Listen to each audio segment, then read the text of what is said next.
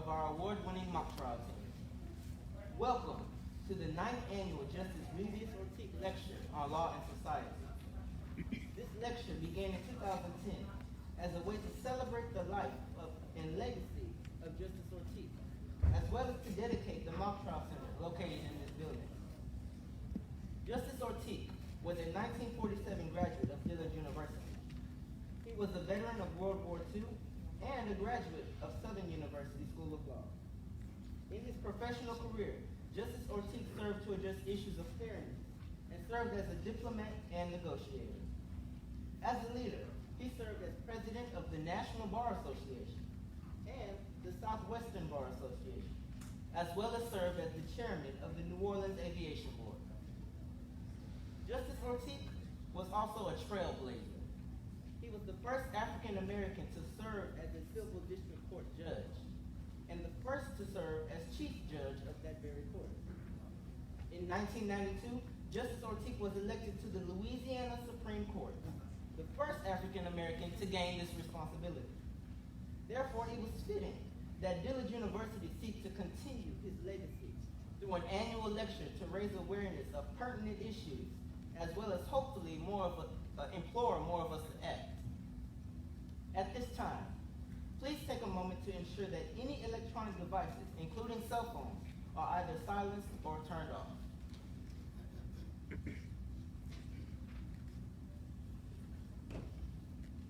After the lecture, you have an opportunity to engage the speaker during the question and answer period. Now, the rules are simple. You must ask a question and make sure your question is relevant to the speaker or the subject. If it takes more than 30 seconds to ask your question, you're not asking a question. The program will proceed as printed. Thank you.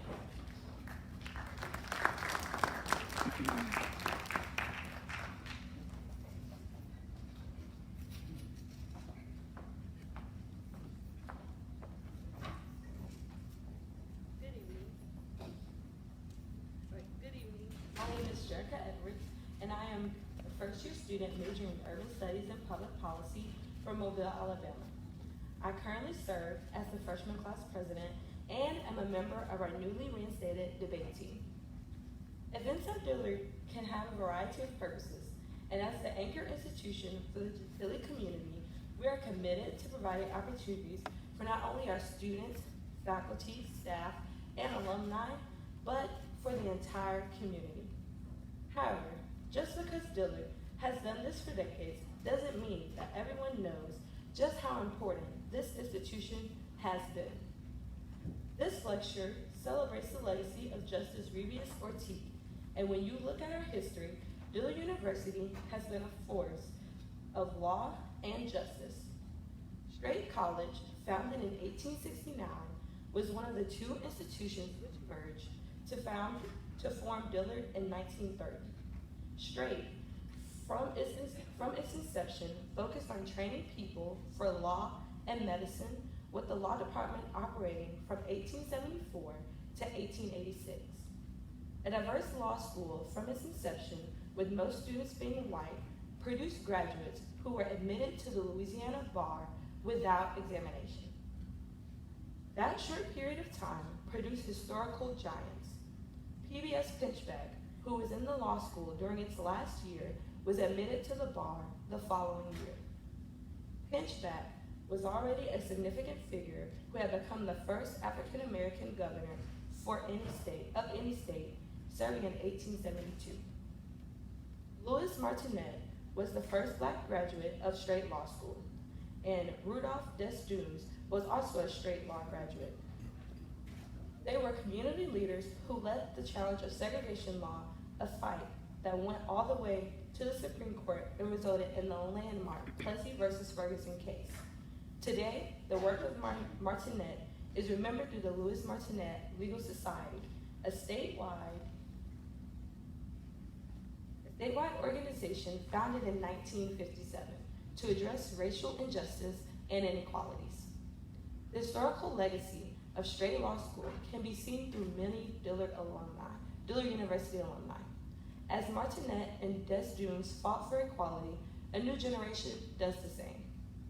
This includes tonight's speaker, who is the lead attorney on the landmark Maryland HBCU case where the institutions have sued the state for failing to make 4 HBCUs equitable with the predominantly white institutions, as well as Alabama Circuit Court Judge Tracy Todd, elected at age 32. And like Ortique, who made history as a judge, Judge Carl Stewart made history as the first African-American Chief Judge of the 5th Circuit U.S. Court of Appeals. Now, please welcome to the stage the 7th President of Dillard University, Dr. Walter M. Kimbrough.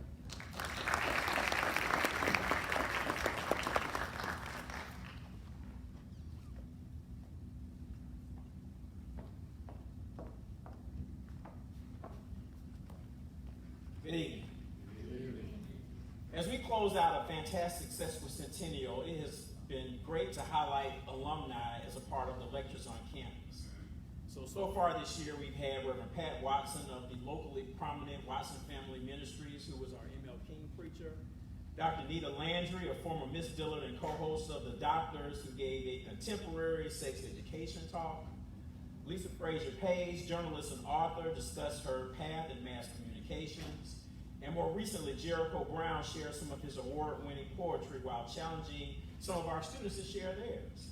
As you can see, we have covered a range of careers. The Ortique lecture, as you have heard, dates back to the opening of this building and this auditorium. As we honor Justice Ortique, we have brought a number of notable attorneys to address the community on the issues of the day which impact society. We have had one alumnus until now give this lecture. You heard him mention, and he is here today. I'm asking him to stand real quick, even though I know he probably didn't want to. Chief Judge Carl Stewart, who spoke for this lecture in 2011.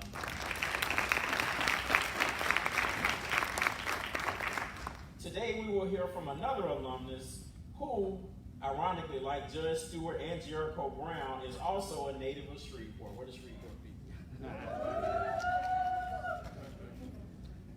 I can always say that the Shreveport folks always represent Dillard University well. I met our speaker today 8 years ago when I was interviewing for this job. I quickly noted that as a board member, he asked questions which displayed a thorough understanding of HBCU issues, much more than the average alumnus who simply attends one. His questions mixed theory and practice in such a way that I knew he had a level of expertise that for college presidents is always helpful on the board. So later, when I had time to find out who he really was, I realized that he was involved in landmark litigation that had the potential for national implications. So while a Houston rapper in 2005 asked the question, "Who is Mike Jones?" Tonight, I want to give you the Dillard version of that answer. Michael Jones has a national trial practice that has ranged from New York to Hawaii. He has tried cases in Baltimore, New Orleans, Queens, Milwaukee, Washington, D.C., Chicago, and Jackson, Mississippi. He has been featured in the National Law Journal's Defense Verdicts of the Year, the American Lawyer's Big Suit section, and Lawyers Weekly USA for his successful defense of the NL Industries in the first lead paint case to go to trial. His winning record with dispositive motions has been noted by Corporate Counsel magazine, and his expertise in defending against punitive damages has been noted by the National Law Journal. In 26 years, he has never lost a punitive damages case. Michael was recognized for his involvement with youth mentoring in the Legal Times article Happy Returns. He has also authored several articles, including The Opening Statement, coming soon to a theater near you, which appear in the ABA Automobile Law Committee newsletter, and Lottery Winners, which was featured in the National Law Journal. In 2007, he was named a leading lawyer and selected as one of the top 10 business litigators attorneys in Washington, D.C. by Legal Times. In addition, Michael was selected as one of the top 10 trial attorneys by the National Law Journal. He was also chosen as one of the 75 best lawyers in Washington by Washington Magazine. In 2003, he was recognized as one of the top black litigators by Black Enterprise. He was featured in American Lawyer's Top Guns article naming Kirkland the Litigation Department of the Year in 2008. In In 2015, Michael was recognized as Dillard University's Male Alumnus of the Year for his outstanding work on behalf of HBCUs. Michael's cases have been covered by a number of media, including Court TV, the Associated Press, the American Lawyer, Forbes, CBS News, and others. So please help me welcome our 2019 Ortique Lecturer on Law and Society, Attorney Michael Jones.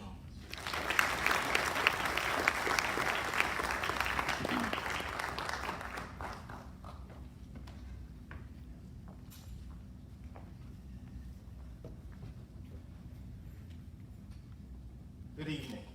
Good evening. I'm so honored to be giving the Justice Revius Ortique Lecture, especially during Dillard's 150th anniversary. I was here in 2010 when we began this lecture series. Our very first speaker was Eric Holder, who of course was the first African-American Attorney General who was appointed by the first African-American president. In a speech in 2010, Eric Holder spoke about the need to continue the fight for equal justice and the need to increase the number of lawyers of color. Only about 5% of the nation's lawyers are African American, whereas African Americans are 12 to 13% of the population. But this is what Attorney Eric Holder said about Dillard. Quote, generations of young people have graduated from this university, not only with a first-rate education, but also with a deeply ingrained passion to right wrongs, to improve communities, and to empower our nation's most vulnerable citizens. That was true in 2010. It's true today, and it's been true for 150 years. A couple of years ago, the publication Diverse Issues in Higher Ed featured a great story about Dillard's pre-law program. It noted that the program was having an impact on diversity in the legal profession. In 2018, Dillard's pre-law program received the prestigious ABA section of Litigation Diversity Award. So I want to thank and congratulate Adria Kimbrough for her hard work, as well as the volunteers and advisory committee who helped make the program a success. This success, though, is very much in keeping with Dillard's rich history of history makers in the legal field, including Justice Ortique, as you know, the first African American on the Supreme Court. I wonder, what other school can brag about having a winning pre-law program, brag about having the first black justice of the Louisiana Supreme Court, brag about having the first African American chief judge of the Fifth Circuit, brag about having the first African American partner at the nation's largest law firm by revenues? That's Dillard. That's just how we roll.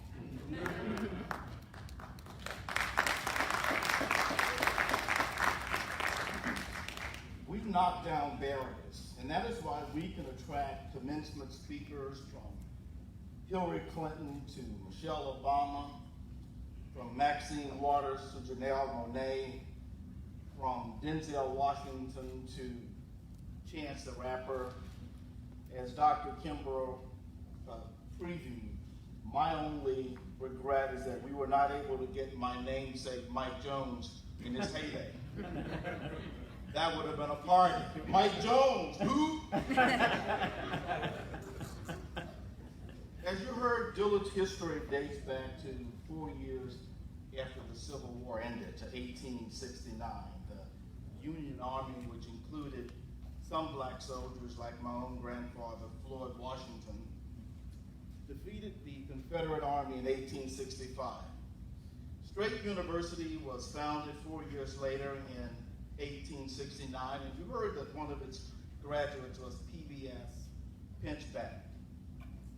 But after the Civil War, as you know, the Klan and opponents of equality and justice galvanized and began a 100-year campaign to roll back and block African Americans' march toward progress through black codes, through segregation laws, violence, and outright theft. For 100 years after slavery, the forward march of African Americans toward equality was largely suppressed. During this 100-year period, Dillard and schools like it were denied the opportunity to produce large numbers of students who could fully participate in the American free enterprise system and produce the kind of wealth created by non-black colleges. But as you also heard, Dillard graduates were instrumental in the fight for the march toward progress. You heard about Louis Martinet, who was a part of the legal team for Plessy versus Ferguson. Ironically, when I was a student at Dillard, there was a Dr. Plessy who was here, who was related, I believe, to Homer Plessy of the Plessy versus Ferguson case. In Plessy versus Ferguson, the United States Supreme Court ruled that it was perfectly okay and legal to separate black citizens from white citizens. Needless to say, no African American judges were part of that decision. But one justice dissented from that decision. He made clear that the decision was legally and morally wrong. I mentioned that one justice in dissent because, as Dr. King often talked about, I don't want to paint with too broad a brush. One of my heroes was Thurgood Marshall, who worked to overturn the Plessy decision in the Supreme Court case of Brown versus the Board of Education, which, as you know, overturned segregation in education. A lot of lawyers were influenced by Thurgood Marshall, including Dillard lawyers. One such lawyer was a very colorful lawyer from Selma, Alabama. His name was J.L. Chestnut. He graduated from Dillard in 1953. He went on to become the first black lawyer in Selma, and he represented Dr. King and others who marched across the infamous Edmund Pettus Bridge. He wrote a fascinating book called Black in Selma, which I strongly recommend. Chestnut was also involved, though, in representing a group of black farmers against the U.S. Department of Agriculture for the department's systematic, continuing discrimination against black farmers in terms of denying them loans, causing lots of farmers to lose their farm. J.L. Chestnut was instrumental in getting the farmers a $1 billion settlement. That is the kind of thing that Dillard lawyers do. That's the way we roll. I had the pleasure of meeting both J.L. Chestnut and Justice Ortique, and maybe that is why I felt compelled to get involved in the lawsuit that Dr. Kimbrough mentioned on behalf of Maryland's 4 HBCUs. Maybe I felt the Dillard call to duty. Maybe I felt the Dillard call to action. Maybe I felt the Dillard call for justice. In 2006, a group of black students from the 4 HBCUs, along with faculty members and alumni, created an organization called the Coalition for Excellence and Equity in Higher Education in Maryland. They came together as a group to represent the common good. They did not want to leave the fate of their schools in the hands of the state, or even in the hands of the college presidents, frankly, because they feared that the college presidents would look out for the short term, the 4-year period, the 5-year period, the 10-year period, and they were looking for the kind of change that would last 25 to 50 to 100 years. Initially, the coalition was represented by a small practitioner lawyer and then by a group of Howard Law students, and basically against the forces of the state, the case stalled. But then in 2009, the coalition called in the cavalry. it approached an organization called the Lawyers Committee for Civil Rights on the Law for assistance. This organization was formed in 1963 when President Kennedy called to the White House lawyers from the largest firms in the country and encouraged them to get involved in the civil rights movement and get involved in civil rights litigation. That is the Lawyers Committee for Civil Rights on the Law. I am on the executive committee of that organization. It has been involved in helping to bring justice right here in Louisiana on a regular basis. It was involved in a lawsuit filed by current Chief Justice Bernice Johnson as a part of her successful effort to become the first African-American Chief Judge of the Louisiana Supreme Court. The organization is also now involved in a current lawsuit to create a new Supreme Court district to allow for the election of more than one African-American member of the Louisiana Supreme Court. In 2009, the Lawyers Committee for Civil Rights approached my law firm, Kirkland & Ellis, and asked that we get involved in the case on behalf of the 4 HBCUs. And we did. And that was 10 years ago. We've been fighting the state for 10 years. We've had 2 lengthy trials. Each of those trials was 6 weeks long. Each of those trials, there was standing room only with concerned citizens. We had an appeal in front of the 4th Circuit Court of Appeals, and there were so many people there that we had to have an overflow room so that we can have visitors who can watch it on closed circuit television.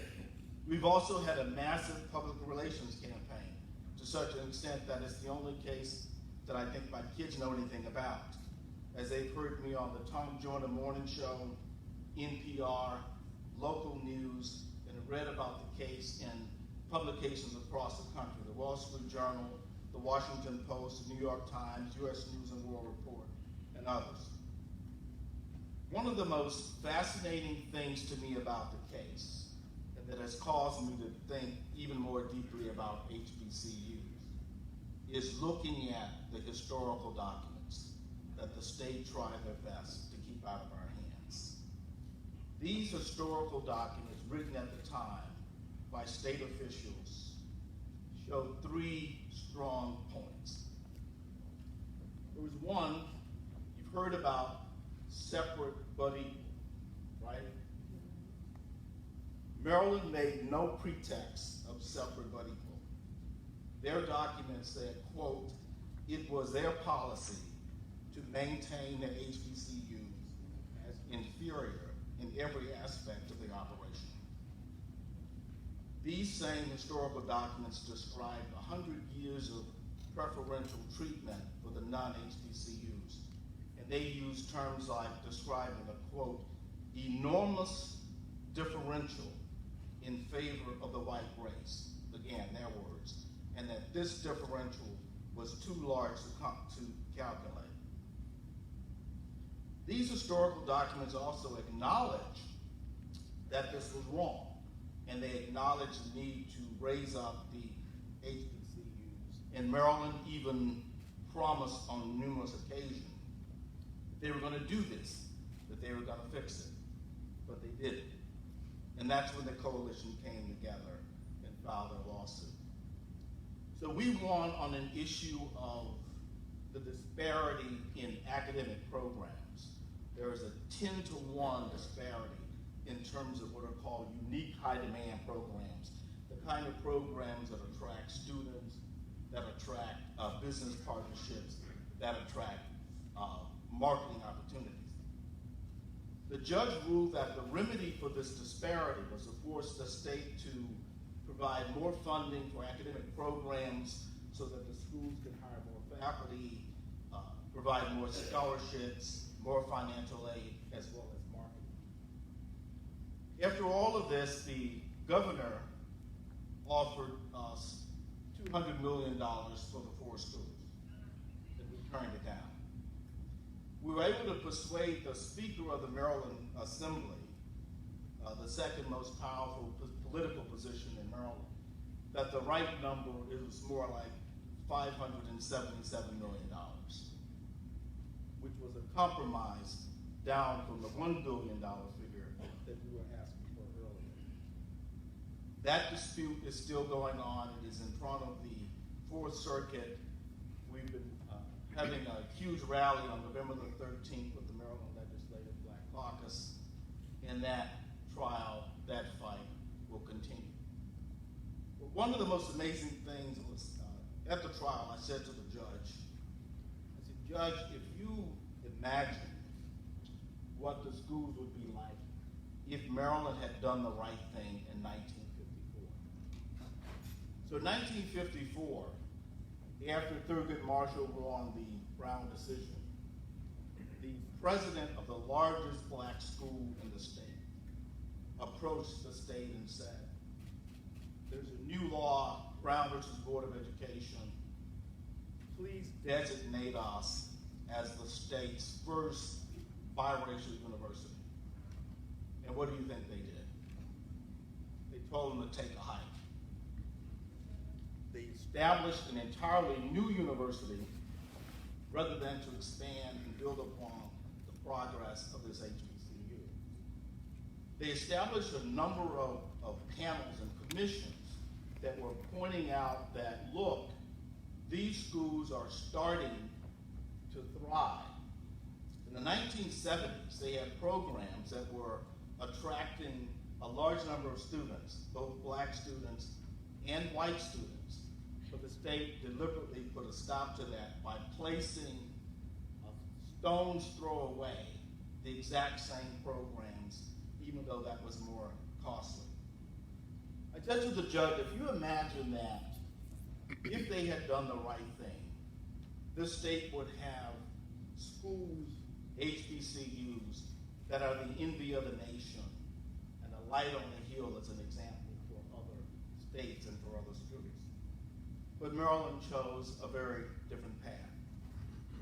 And as I said, that's got me to thinking more broadly about the history and the circumstances of HBCUs, which is especially relevant in this political climate that we're in, with discussions by some political candidates talking about wealth inequality, racial income inequality, and more discussions of reparation.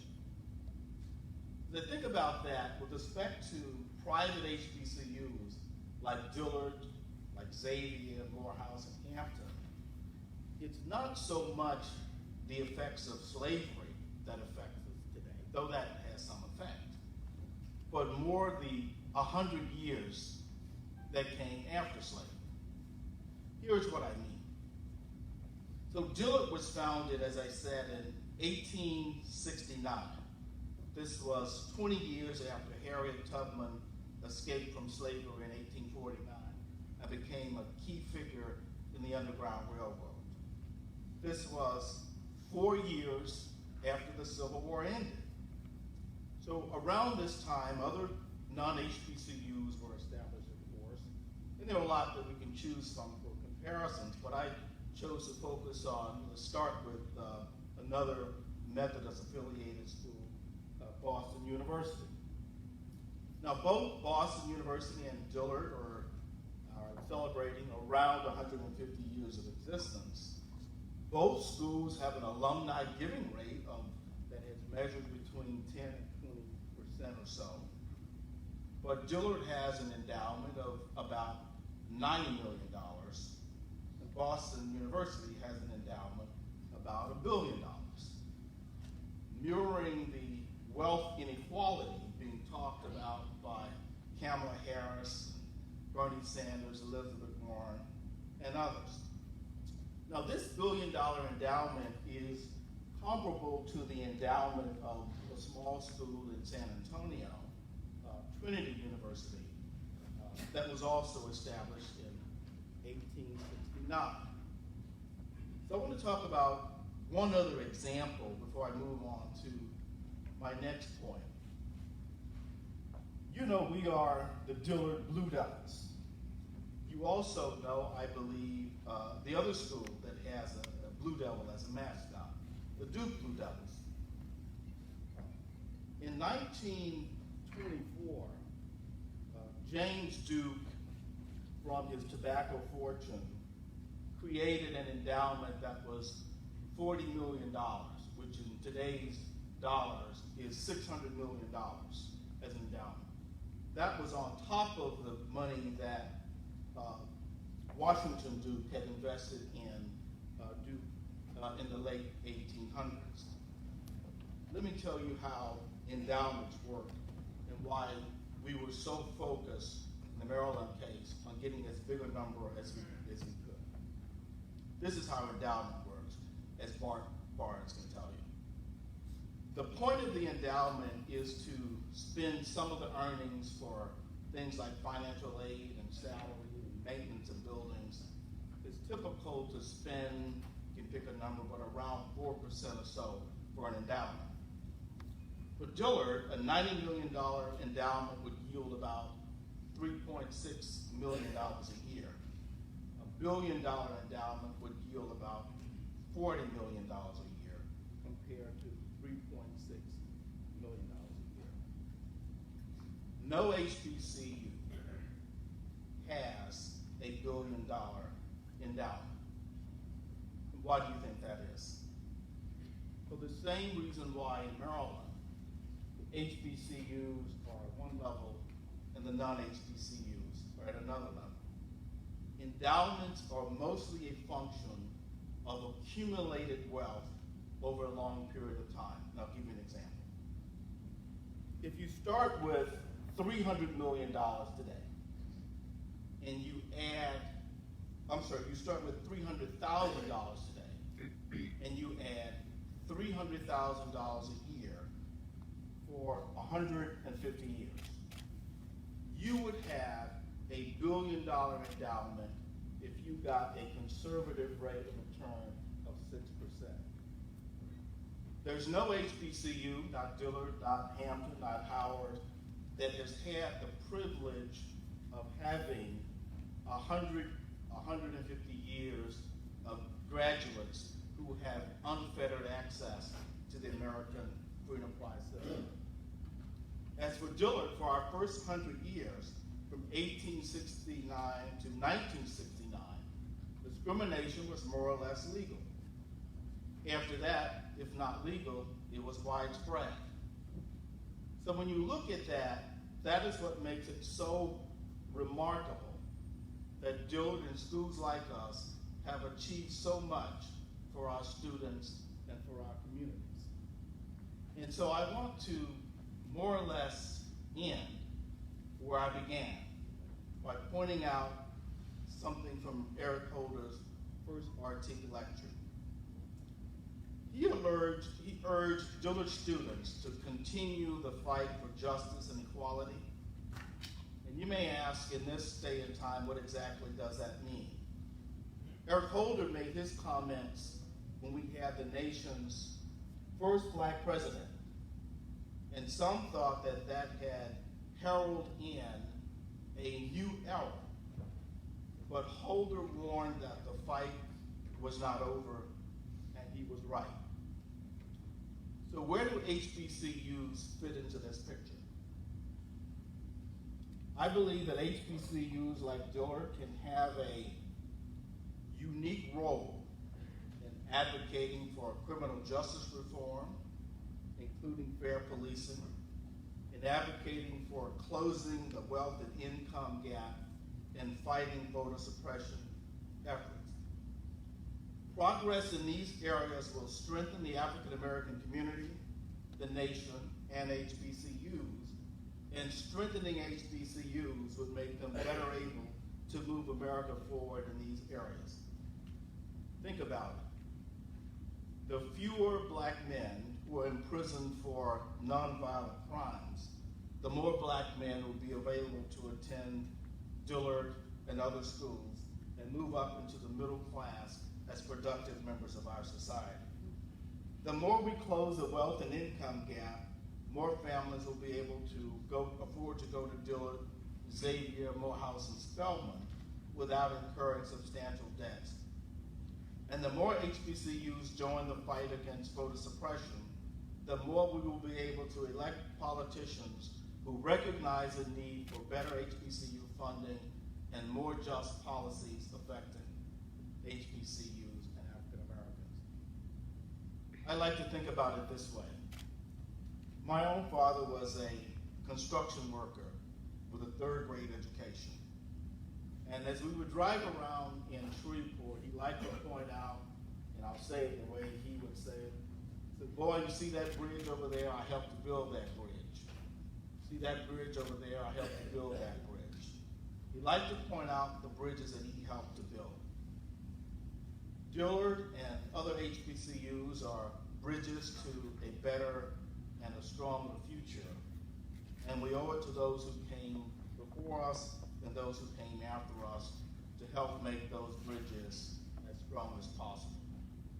And that is why, consistent with the Justice Ortique and the history and the culture of Dillard lawyers, that is why we've been fighting so hard on behalf of the HBCUs in Maryland, and why, as board chair of Dillard University, I fight so hard for you. We need to redouble our efforts in any way that we can to make Dillard and other HBCUs as strong as we can as a part of the effort of moving America towards what Barack Obama liked to call a more perfect union. Thank you, and I look forward to your questions.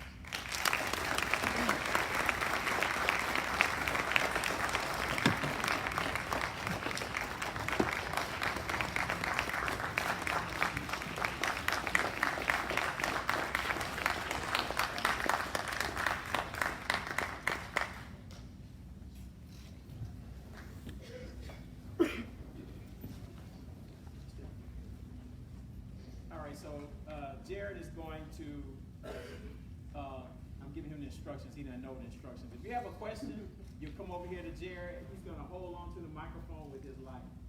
And you do not let it leave your hand. That's the rule. This is their first event they've had to work, so. All right, so if you have a question, let's see. So you'll come and ask a question, I'm gonna ask the first question. All right, okay, I'm just testing. All right. Just to try it out, just to try it out. All right. So my question is, what do you think is going to happen with the Maryland case now? Because you've got this gap in terms of, what you asked for and then the governor's latest offering. So how are y'all projecting it out right now? So we've got, was on a call with Roland Martin and others. So we will have a big rally on November the 13th. Where we'll have some pretty heavy hitters out there putting pressure on the governor and the speaker. I think we also have the case in the Fourth Circuit. I think we're going to end up around our number when we have people who are urging us to go for $1 billion, and I say to them, publicly keep urging us to do that. I mean, I think that's all good, and if we have to go back to court, we will start at 577 and try to get ourselves as high as we can.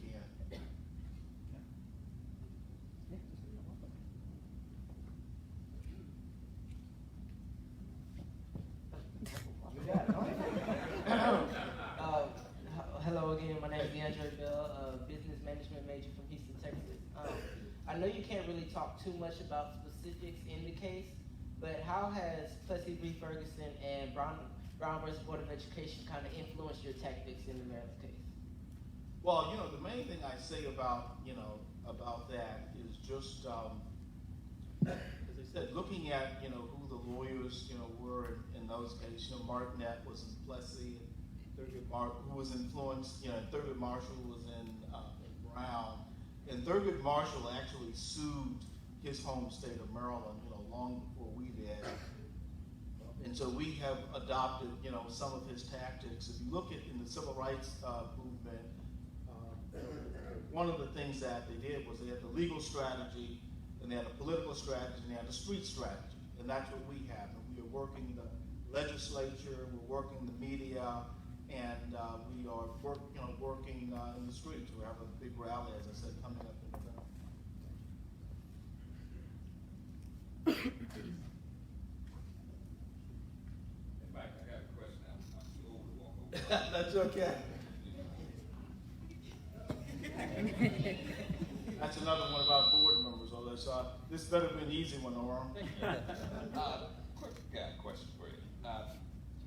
Given the dynamics of how you tried the case, how it was won, the evidence that you uncovered, which actually scripted the sort of separate and unequal funding, what do you think would be the propensity to have the same case in other states where HBCUs and non-HBCUs vie for state funding?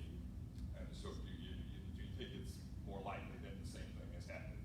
Well, yeah, I'm confident that the same dynamics happen. Whether to what extent they document it, will be less clear. But one of the things that said that has really been clear, if you just look at the, we start with, when the schools were first started, and even in Maryland and other states as well. I mean, the state started to get better, within the last 20, 30 years. But, they having done the wrong thing for 100 years, you can't fix it in 20 to 30. I think what we see in Maryland, though, and this is a challenge, the states are represented by the Attorney General's office, whereas in, Maryland, it's private litigants.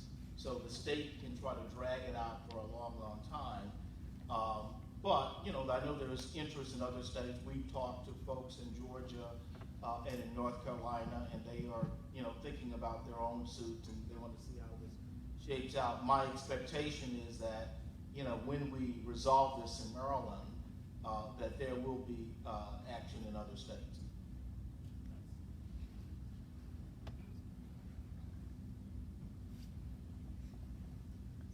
Hello, my name is Jemiah Robinson. I'm an urban studies and public policy major, as well as I'm in the pre-law program. So the question that I have for you is, how do HBCUs receive adequate funding, and do they always have to take it to court?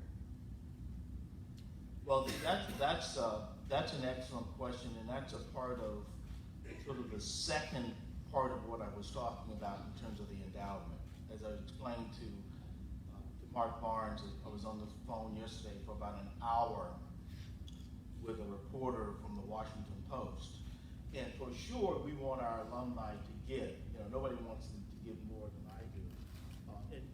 And our alumni, have gotten better at that. I think the alumni giving rate is something around 20-ish%. We're looking to get that even higher. But you look at that in the societal context. Our families come to us having waded through redlining and economic discrimination and all of the things that suppress African American wealth. And so I think that the government got involved fairly late to the issue of funding HBCU, frankly. And the funding that they give is inadequate. And so what I would like to have a discussion centered around, let's look at, when I talk about these issues of wealth inequality, income inequality, reforming the criminal justice system, it's hard for me to think of a better investment in that than investing in schools like Dillard. So to me, the issue is centered around making the case to not just to corporate funders, but also making the case to Congress and whoever the new president is, that the ideas that some of the candidates have about large investments in HBCUs,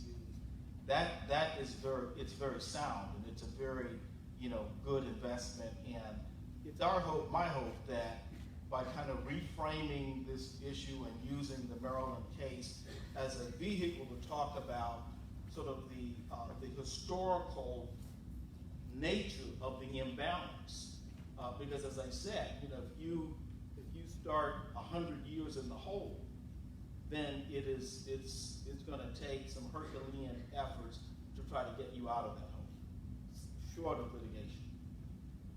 Thank you.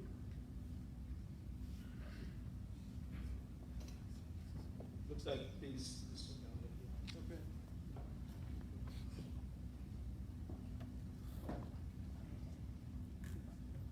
Hello, my name is Caitlin Collins. the alumni have given back in their day with getting fundraising for the school. My question is, what can we do as students to start doing that before we graduate? So Mark, did you plant that question? She's my student, but Oh, I is ain't she your student? Well, I mean, that is an excellent question, and I think a part of it is having conversations like this, because I have to tell you that even though when I was here, I loved Dillard, and it was very, very good to me, but it was years before I graduated that I gave to the university, just because I hadn't focused on it, and once I started to focus on it, and then as I said, sort of think about in the news, you see huge gifts as being, the thing that gets you in the news. But even small gifts and getting in the habit of regularly giving small gifts, and think about this gift, not just, obviously, it can help students who are, going to be coming behind you, but think about the students, generations to come, and then starting, there was and I'll ask Mark to send it around to you, because I'm sure you can find it. There was a story in the paper some years ago about a lady in Mississippi. I think she was a maid, and she had a very low wage job. And then she managed to save and give to a university several $100,000 by the time she passed away. So I think that the key is to start the process of giving regularly, and then encourage your friends and family members to do the same thing. But thank you for that question. Thank you. How we feel like this?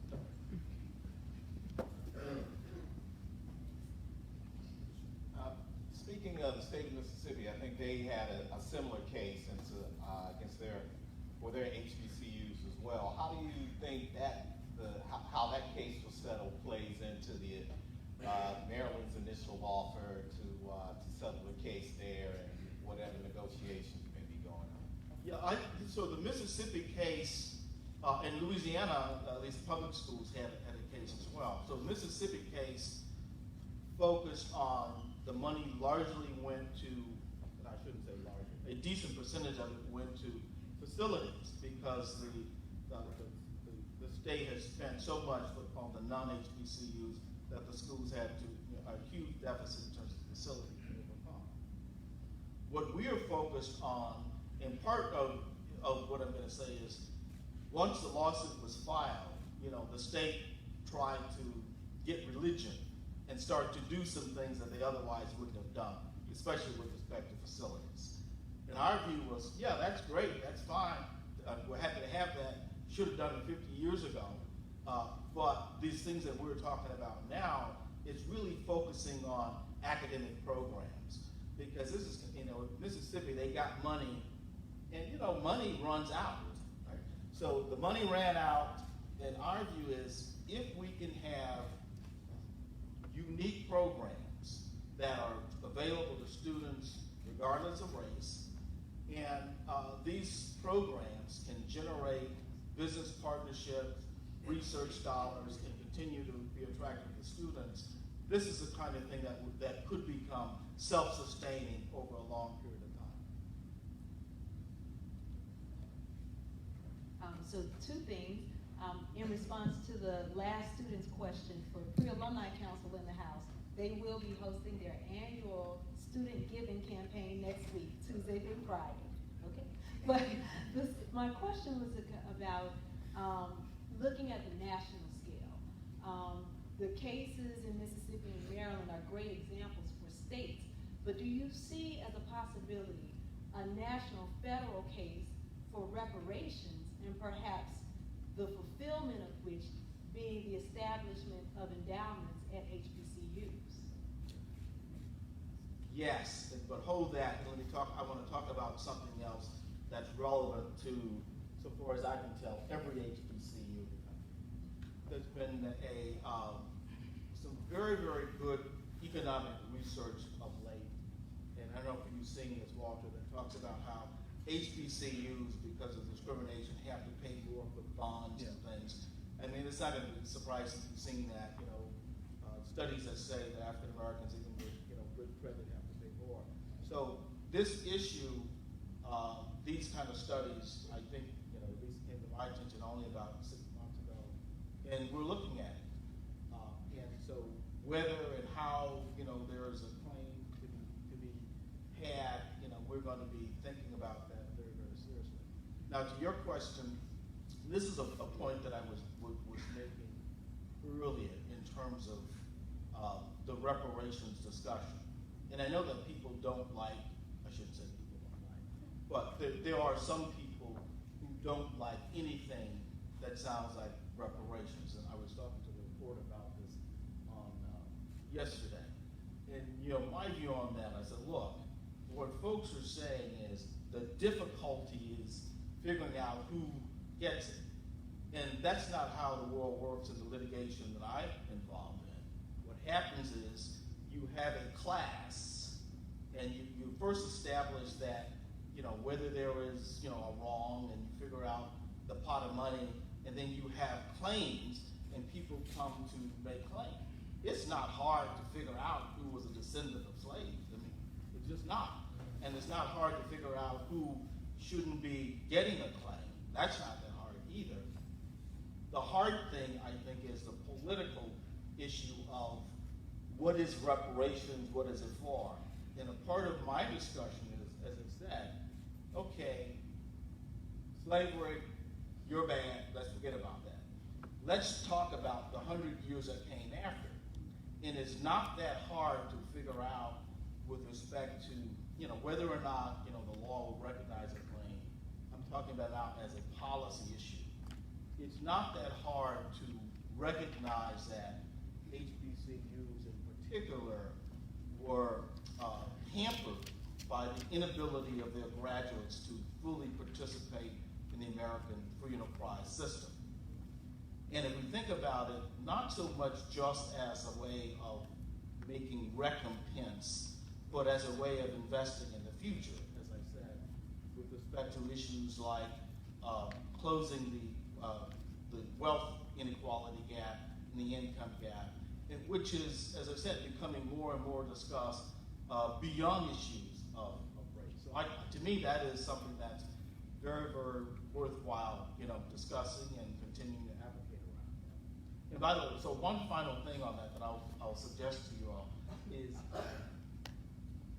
the Duke University Samuel Du Bois Cook Center.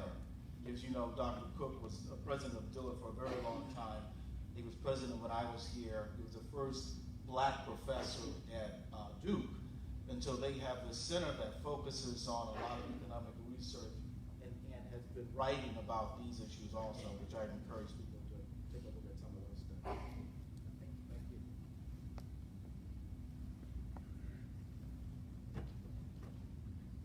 All right, last call.